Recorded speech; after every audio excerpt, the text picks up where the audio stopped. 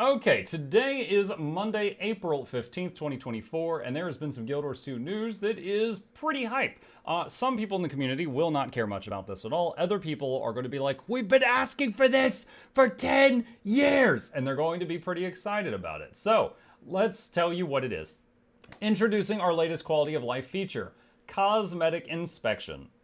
Hello Tyrians! As we all know, fashion is the real endgame in Guild Wars 2, and we have an update coming on April 16th that should help level the playing field for new and aspiring fashionistas.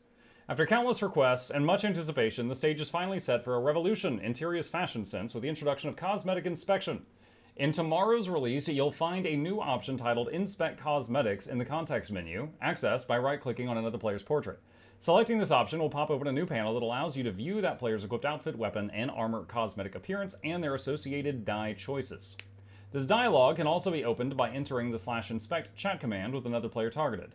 You'll notice that some items have been updated with text that outlines how that item can be obtained, and we'll be adding even more source descriptions in coming releases.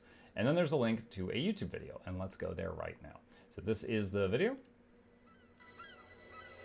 So, right, just slowing it down. They targeted this lady, right-clicked her portrait, and hit Inspect Cosmetics.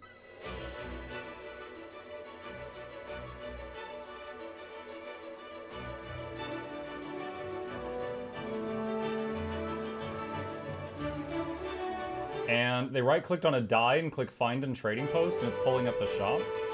It's really kind of them to use a 2 copper dye and not like permafrost dye. That's 100 gold there.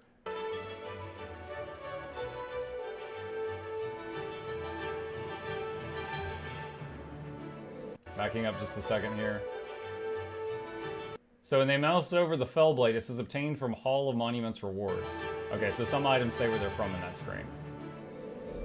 Now, I think it's important to note that the items do not say, like, Berserkers or Marauders. And I think this goes back to, like, the origin of Guild Wars 2. They thought that too many people use that for toxic behavior. And I can see both sides of that, but if they don't want you to be able to inspect someone and just see their gear and then be like, oh no, you can't join our group. They don't want that behavior in the game. So this is just meant to be like, oh wow, I like how that helmet looks, where do I get that? And then you just look at someone and figure out where that's from.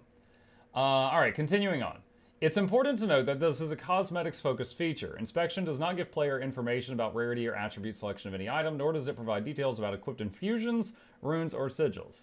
I just said most of that. I will say cosmetic infusions are a thing. They should make it to where you can inspect cosmetic infusions if they're going to do this.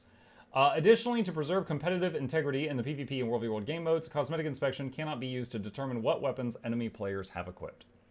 Life gets better.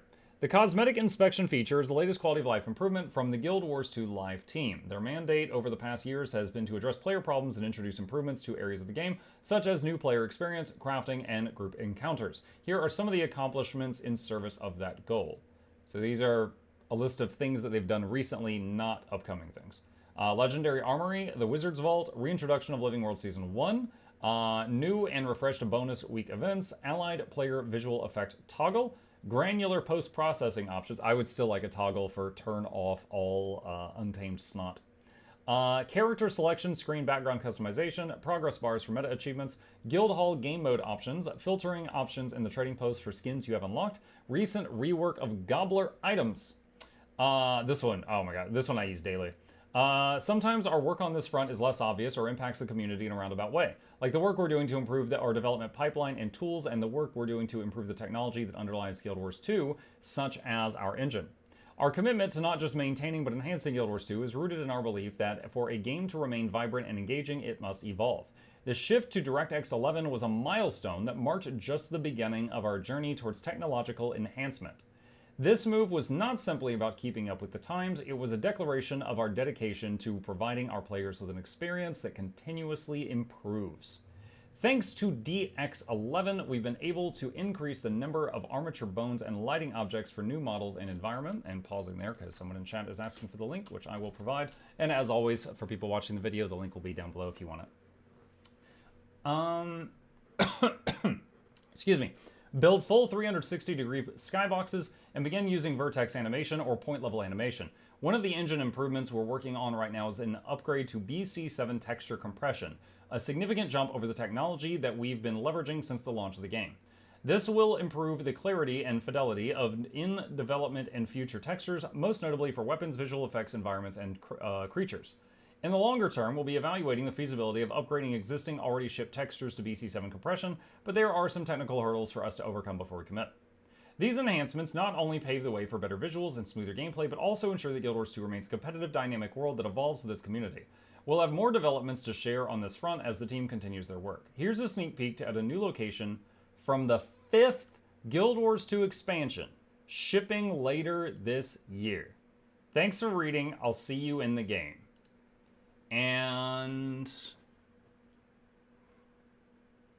honestly, my first thought when I look at this is Guild Wars 1 early game, which was pre-searing Ascalon. Now, I could be way off. I'm not sure. But this looks like the newbie area when you leveled, like, I don't know, like 1 to 5, 1 to 10, before you went through the time skip, and then you would land in the post-searing area. Bananas in chat says above Ascalon. Yeah, maybe. Maybe. Like, this honestly gives me flashbacks of playing a low-level ranger character in Guild Wars 1 and running around and trying to find the animals to tame to get my first pet, because the area for that looked like this. I remember there was a bear in Guild Wars 1 that there was so many rumors about how to tame it, and tried for hours to get that thing, but then, like, anytime you got it like 99% tamed, it would just slap you and interrupt you. Yeah, interesting. Not sure what this is going to entail. If it is the Ascalon area, I don't know. Always, whenever they've added a new area to the game, they've added a new section of the map, right? They've never redone a section. So, like, maybe it's over here. World of Warcraft, when they came out with Cataclysm, they did a thing where they reworked old zones. I just don't see Guild Wars 2 doing something like that. So my guess, my shot in the dark is over here. They have redone Lion's Arch. True. However, up until very recently, you could not go back to old Lion's Arch. And all the stuff that you need here for, like, story steps still goes to old Lion's Arch. If they, like, I don't know, I'm just going to make something up here. If they, like, redid this area to be a new high-level zone for the 5th expansion, it would mess up the leveling experience for young Chars, unless you could visit both. So I doubt they would do, like, phasing and stacking zones or anything like that. Different dimensions. That would be phasing technology, yeah, which, like, WoW introduced in Wrath of the Lich King, for example, where basically, like, when you enter an area, you might see a different version of that area depending on, like, what quest you were on, something like that. But yeah, I don't know. My guess, my shot in the dark, and I'm not the lore junkie that Wooden Potatoes is or some of the others, is it's over here. It's in the Ascalon area, and I mean there's some greenery, so maybe closer to where the green is here and not like the dead oranges. But we'll see. We will see. Again, I could be completely wrong, but I'm eager to see if that is the case. And are there any other? No, there's left and right buttons here, but they don't do anything.